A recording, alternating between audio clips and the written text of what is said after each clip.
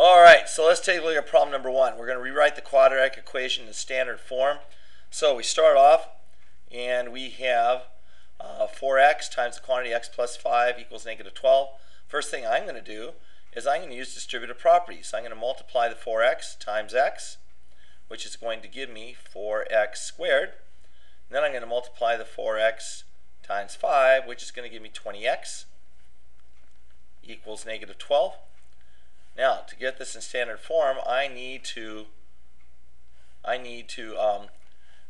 get the negative 12. I need to get rid of this negative 12 on the right side. This needs to become just 0. So I'm going to add 12 to both sides of the equation. And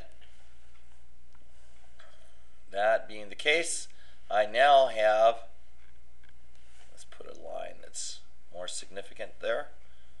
So now I have an equation that reads 4x squared plus 20x plus 12 equals 0. And this is in the standard form ax squared plus bx plus c equals 0, with my a being equal to 4, my b being equal to 20, and my c being equal to 12. Alright, so for problem number 2, use the graph of the related function to solve the equation. Your answer could be in decimal form. So what I would do is I would take this equation right here, this 2x squared minus 7x equals 10, and basically I break that down into two equations. I would go y is equal to 2x squared minus 7x, and that would be one equation. Like on my graphing calculator, I'd make that y1, and in y2 I would go make that equal to 10.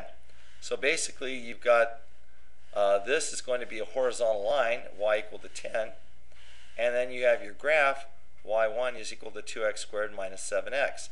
And what you're looking for, the answer is the points of intersection. And you can locate those, and it's going to be an approximation depending upon how accurate your graph is, or if you have a graphing calculator. The answer to the problem, you have two answers. One's going to be negative 1.08. The other is going to be 4.59, rounded to the nearest hundredth. So that's problem number 2. Problem number 3, solve for x using the factoring by grouping method. So here, what I'm going to do is I'm going to take the first number, 3, multiply it by the last number, negative 7, to get a product of negative 21. So the two questions I'm going to ask, what two numbers, when I multiply them together, give me negative 21, and when I add them together, give me this coefficient, that negative 4. So I'm thinking to myself, well, gee, that's going to be, the two numbers that I come up with are going to be negative 7 and a positive 3. Negative 7 times a positive 3 gives me a negative 21. Negative 7 plus 3 equals negative 4. So those are the two numbers that I will use in proceeding with the rest of this problem.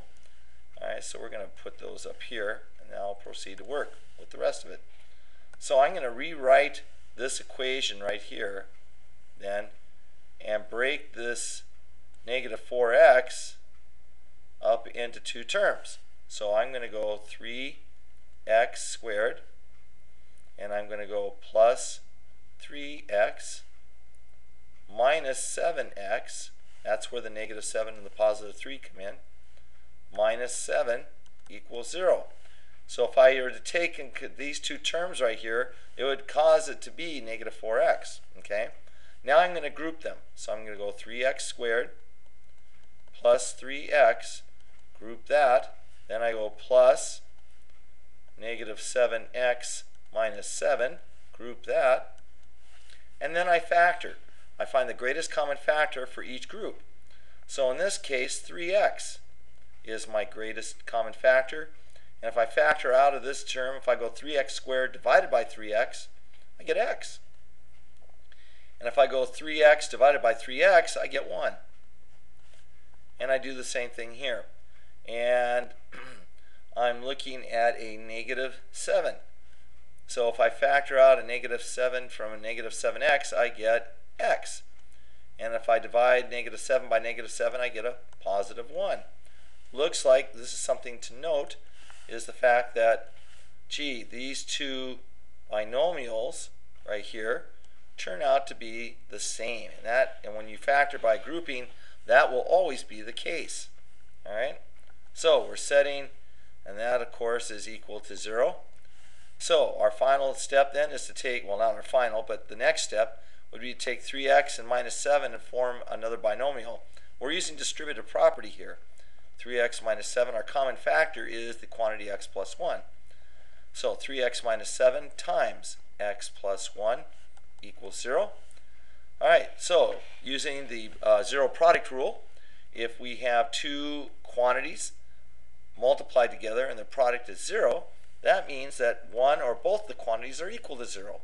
So we would then proceed to say 3x minus 7 equals 0, and or x plus 1 equals 0. Solving both sides of the equation now, or both equations I should say, we'll add 7 to both sides of the equation, the first equation, and we get 3x equals 7. And then divide both sides of the equation by 3. And we come up with x is equal to 7/3. Here all we have to do is subtract 1 from both sides of the equation, and I wind up getting x is equal to negative 1.